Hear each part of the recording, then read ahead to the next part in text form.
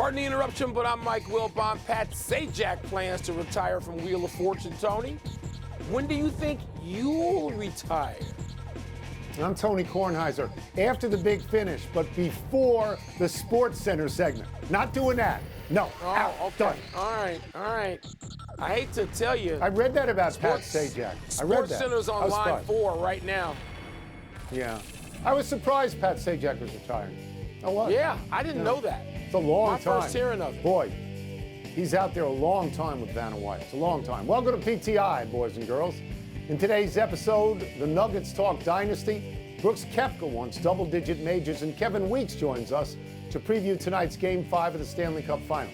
But we begin today with Denver outlasting Miami last night to win the NBA championship in 5 games. It was a tough watch at times. Miami couldn't shoot from the field, and Denver couldn't shoot from the line. But the better team prevailed. Wilbon, you were there for the entire series. What are your thoughts about what Denver did and how they did it? Well, Tony, Denver was a better team. I thought that Eric Spoelstra, in his very gracious comments, also nailed it. I mean, look, I admire Miami. I like everything I saw about Miami. They're not good enough. They're a player short, pun intended. They're too small. But you talk about a team giving everything they had. I find the people I just encountered in my travels during this series would say stuff like, okay, Denver's better. I love Miami. I love the way they play. Eric Spoelstra and Jimmy Butler and that team and all the Heat culture and all of that. Denver's the better team. And Jokic and Murray, my goodness, they look like the best 1-2 combination in the league right now. Joker's the best player in the world right now. He's the best player in the world, Tony. And so it's fitting that he and that team won. And that team is built. They didn't try to slap that team together with, as some super team. Let's get 3 stars, Brooklyn, and put them together. No, they drafted these guys and they stuck with them, and Michael Malone stuck with them, and they all been there for a while together, like Miami's been there for a while together. There may be a lesson for the league there. But Denver, man, they seem like a worthy champion to me. Yeah, I'm not going to disagree with anything you said, not at all. But I'm going to concentrate on Jokic for a second, and I'm going to do some revisionist history. Because in light of how he performed through the entire playoffs, it's just he got robbed of the MVP. He just got robbed of it. He led his team to more regular season victories than Embiid did, as did Antetokounmpo, and those two guys, and they're great players. They're at home, as you like to say, in the crib. And this guy goes through the playoffs like a buzzsaw. He delivered the mail. Let's look at some of the things he did. He led all players in the playoffs in points, rebounds, and assists. That had never been done before. His averages were 30, 14, and 10. He shot 55% from the field, and he's a big man, 46% from 3. And you know what, Mike? He's just not guardable. He's unguardable. So he Anthony Davis couldn't do it. He's the best right now. He is the best. Yeah. And I like Miami too, but let's go back for 1 second. Miami became a tired team. I believe they lost 7 of their last 9 playoff games after that 3-0 lead. Okay? Yeah.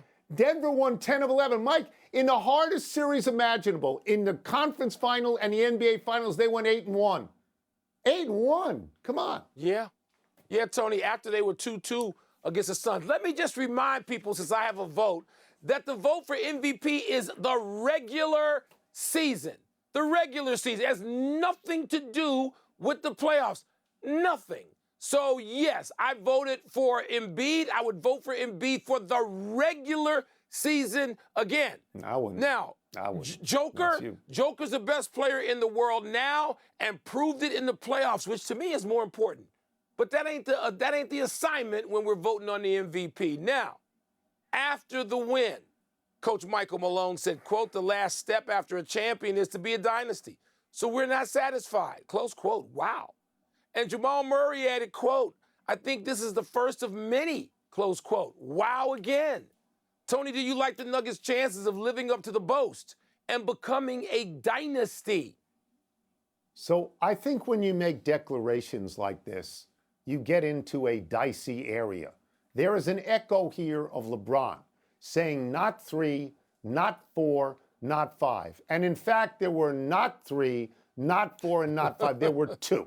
okay? Yeah. And I'm not knocking LeBron, but the promises were more than what was delivered at that point. So if I'm Michael Malone and I'm Jamal Murray, I have to consider where I put myself right now. And where you put yourself is in the soup. They got a really good team. They got a really good young team. I want to go over the ages. Jokic is 28, Murray's 26, Porter Jr. is 24, Aaron Gordon's 27, and they're locked up contractually. I can see them going through the West, Mike. Golden State is aging. You know, they're fading. Kyrie Irving destroyed Dallas. Memphis is combustible because of Ja Morant. The Clippers never, ever win. Phoenix may be unraveling. I don't know about Sacramento. I always fear the Lakers, but it's sort of a one-shot year after year. You know, you don't really know. But when they get on the crossover, Mike, when they have to play Milwaukee and Boston, those to me are championship quality teams. Milwaukee's already won one.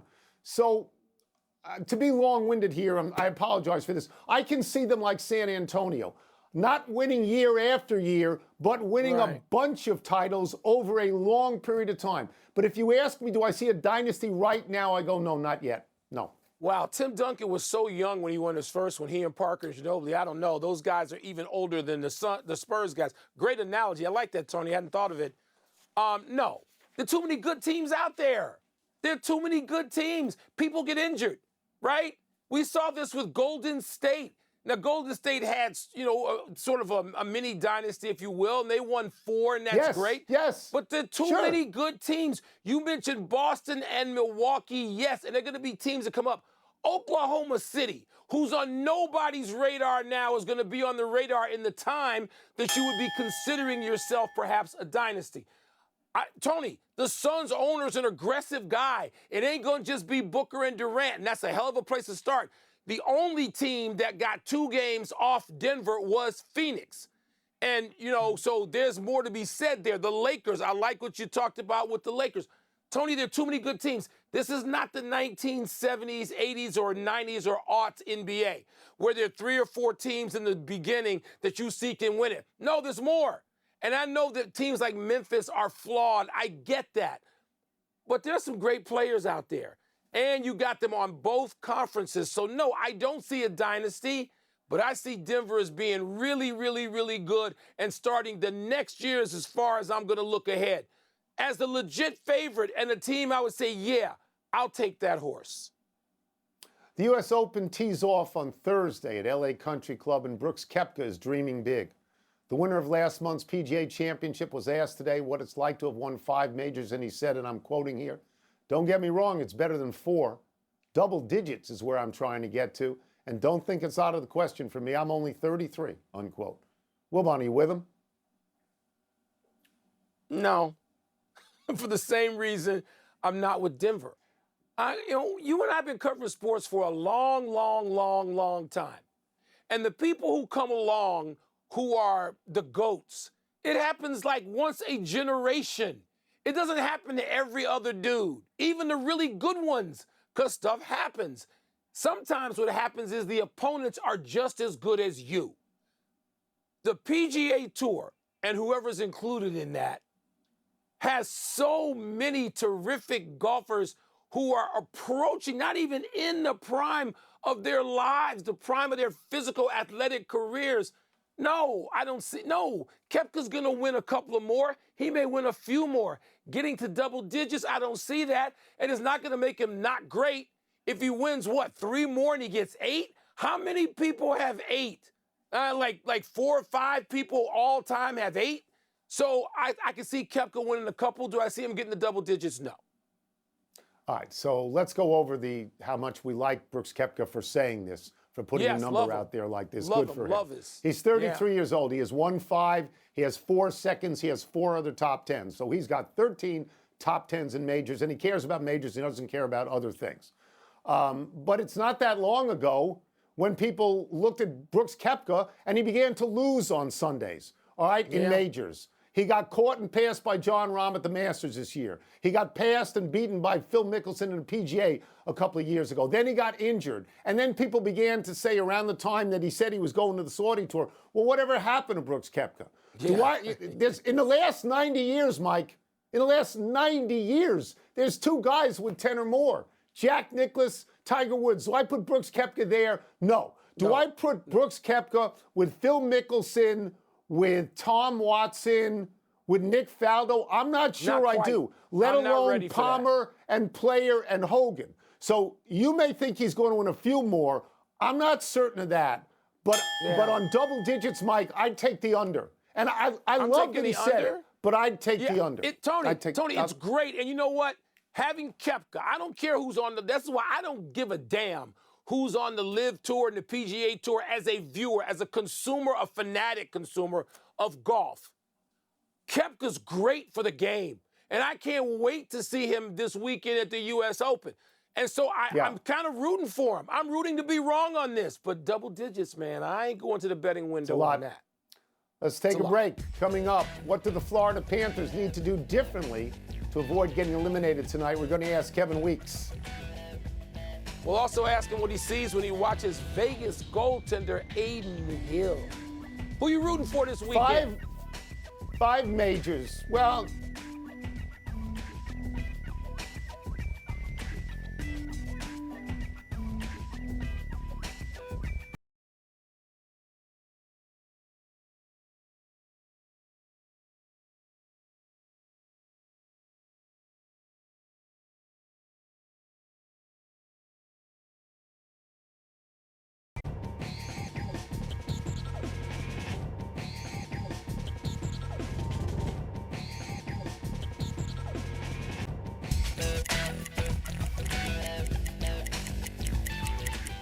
the Golden Knights are up 3-1 over the Panthers heading into tonight's Game 5 in Vegas, which is where we find our good friend Kevin Weeks. Weeksy, as the hockey people say. Let's start with this. We all know the value of Matthew Tkachuk. We know what he can do. We don't know his physical condition. So how do the Panthers adjust, A, if he's not out there, or B, if he's out there and nowhere near full strength?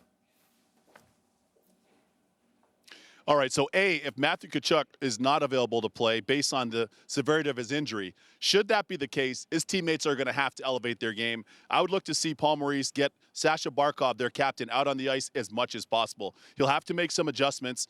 Listen, Matthew Tkachuk grabbed these guys. He brought them. He put them on their shoulders, on his shoulders, like a church organ. And he's done everything for this organization to help transform it and get these guys to where they are. In the event he can't play, then they're going to have to try to elevate him. Now, let's say if he can play, he's going to be limited. We know that. He's battling a major injury at this point. I wouldn't expect him to be taking a regular shift if he can play. Perhaps they'll be using him in specialty situations like the power play or towards the end of periods, as head coach Paul Maurice did in game number 4. Oh, I'm glad you mentioned power play, because penalty killing was supposed to be a weakness of the Golden Knights. So they've either stoned the Panthers at this point, who are 0 for 13 on the power play, or the Panthers' power play has disappeared. Kevin, which one is it? I think it's a little bit of both. I'd say the Vegas Golden Knights' penalty kill has been outstanding. They've been locked in, and their defensive game at even strength mirrors that of their penalty kill. Now, listen, coaches always say your goalie needs to be your best penalty killer. That's been the case. Aiden Hill has been money so far in this Stanley Cup postseason, specifically here in the Stanley Cup final. I would also say for the Florida Panthers, in terms of their power play, they're getting a little sweet. They're handling it. They're over-handling the puck a little bit. 1, 2, 3, 4, 5 passes. That's not what you have to do in the Stanley Cup final. 1, 2 passes and shoot. So let's see if the Florida Panthers, should they earn some power plays, let's see if they can make some of those adjustments. They're going to need to. All right, let's go back to Aiden Hill for a second here. You just talked about you're a goalie. I know you watch this differently and more acutely than other people will. Aiden Hill wasn't in the plans for this team when the season started. I'm pretty sure he was 3rd on the depth chart, but he's been great. What do you see when you look at Aiden Hill? I see a guy that's so chill right now. He's Aiden Chill. Forget Aiden Hill. He's Aiden Chill. I see him smiling, but he's focused. He's in that sweet spot. He's in that sweet spot right now between feeling the vibe. He's one with the moment, but at the same time, he's focused. He's having a lot of fun playing. He looks very comfortable playing in the Stanley Cup final. I would also say his positioning. His positioning's been really good so far. He doesn't chase the game. He's a very positionally sound goalie. So he makes a lot of routine saves, and when he needs to make the spectacular one, he's been able to do so. They play a great defensive structure in front of him, but I'll tell you one thing right now, Aiden Hill, from everybody I talked to in the league, around the league for different clubs, he has opened a lot of eyes, and should he be able to help lead this team to Stanley Cup final, or to win the Stanley Cup, I should say, his market value, I know they don't want me to move for the shot right now for the purpose of TV, but I'm going to boop, boop, boop, boop. They're going to back up the Brinks truck for him, whether it's here in Vegas or elsewhere. He's opened a lot of eyes around the National Hockey League. That was a wonderful boop, boop. You did a very good job on that. Good. We'll get you out of here on this. And I understand this is in Vegas, and if Vegas wins tonight, this whole thing is over. This is what happened last night in Denver. But I'm wondering, for purposes of this show, who do you like tonight? And if you like Vegas, then it's over. But who do you like tonight?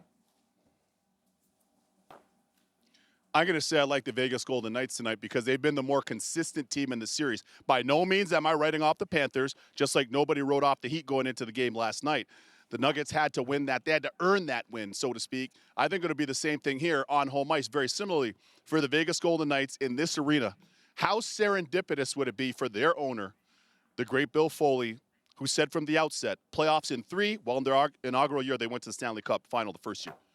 They also said Cup in 6, this is the 6th year. So they've got a unique opportunity here in the entertainment capital of the world, in front of their fans and in front of the world, to be able to close this out. They've got to treat this like a Game 7. The last time I visited with you fine gentlemen, I told you the esteemed company I was in. The great Michael Jordan, the great Wayne Gretzky. I talked to the great Charles Barkley, Brad Richards, my guy, 2 Stanley Cup champs. Everybody I talked to in the last 24 hours said the Vegas Golden Knights need to treat this like a Game 7. Let's see if they do. Thank you, Kevin. It's a pleasure to have you on. Kevin, it really appreciate is. it. Thank you. Much appreciated. No problem. No problem, fellas. And you guys know the sound of the Brinks truck when it backs into your respective driveways, so you guys know where I'm coming from. Well, Wilbon certainly does, but to back it into his driveway, they got to go through the gate on the gated community.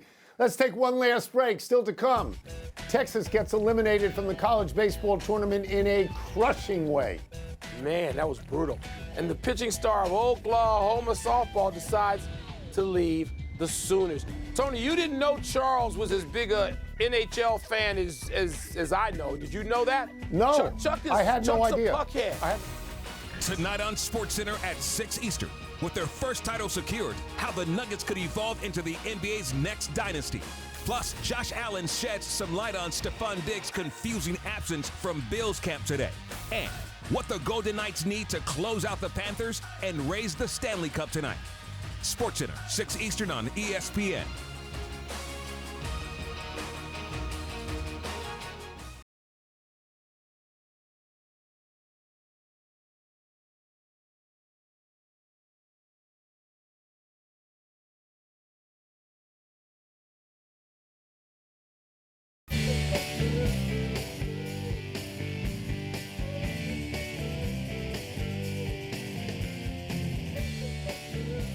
Happy time, people. Happy 59th birthday, Sarunas Marciulionis. Marciulionis made his original fame as an Olympic basketball player. In 1988, he led the gold medal Soviet team in Seoul with 18.1 points per game. And I add parenthetically, that was the last time the United States sent anyone but NBA players to the Olympics. After the breakup of the Soviet Empire, Marciulionis played on the bronze medal Lithuanian teams in 1992 and 1996 and was joined by Arvydas Sabonis. Marciulionis went into the NBA with Golden State and in 1992 averaged 19 points per game on 53.8% shooting from the floor. Wow. In all, he played 7 years in the NBA for 4 different teams, averaging 12.8 points a game, and he's in the Hall of Fame. In the world we live in now, Marciulionis would enter the league at 18 years old and be a star. You and I watched him courtside in that 1988 Olympic tournament and loved him then, Tony. His son, Augustus, plays now for St. Mary's, D1 player. Not so happy anniversary, Christian Hernandez. On this day 13 years ago, the apprentice Matador was arrested in Mexico City and charged with breach of contract after leaping out of the bull ring in the middle of a bullfight. Hernandez, who had been gored a few months before, appeared to quickly realize he had chosen the wrong vocation. He paid a fine and shortly thereafter retired from bullfighting admitting he had lost his nerve. He said, quote, "There are some things you must be aware of about yourself. I don't have the ability. I don't have the onions. This is not my thing." Yeah, if you don't have the onions or the ability in that arena, you got to get out. I've been in Spain and Mexico, though it's banned in Mexico City, available elsewhere in Mexico. I've been there when I wanted to see bullfighting, Tony. I tried to find it, was just on the wrong days and on my visits as a tourist. I've never seen it. Now I'm an old man. I don't want to see it anymore. I'm done with that quest. Happy Trails, Texas. The Longhorns were denied a spot in the College World Series by Stanford last night when a routine fly ball got lost in the lights and Stanford walked off with a 7-6 victory and a trip to Omaha. There were 2 outs in the bottom of the 9th. Drew Bowser's harmless fly ball should have been the 3rd, but 3 different Texas players could not find the ball in the lights and it dropped in. Stanford thus makes the College World Series for the 3rd straight year, and they will play top-seeded Wake Forest on Saturday. This takes its place right beside the Stanford band, right? I mean, my goodness, to advance on that. Let's get to the big finish as quickly as possible. Let's do it. Oklahoma star softball pitcher Jordy Ball is transferring. What do you make of that? The presumption is she's going back home to Nebraska. The presumption, understandable. The New York Rangers are hiring Peter Laviolette as their new head coach. You like that? Yeah, I like him. I don't know why the Capitals got rid of him. Shohei homered twice, now has 20. Your thoughts? What new thought? He's great. He's on pace to hit 48. Come on, he's the best, maybe the best player in the league. Rays and A's again tonight, and the A's going to win their 7th straight. No. Last one, JT Real Muto hit for the cycle in a Phillies loss to the Diamondbacks. You're impressed, aren't you? He's a catcher. Well, it's thought to be really rare for catchers, but he's the 16th catcher to hit for the cycle since 1901, so, not all that rare. We're out of time. We will try and do better the next time. Mike Pasucci, happy birthday. I'm Mike Wilbon, same time tomorrow, Knuckleheads. And now, here's SportsCenter. You like Mike Breen I last don't want night to see a called his bullfight. 100th NBA final? Ernest Hemingway is with bullfights, but not me. Don't want to see it.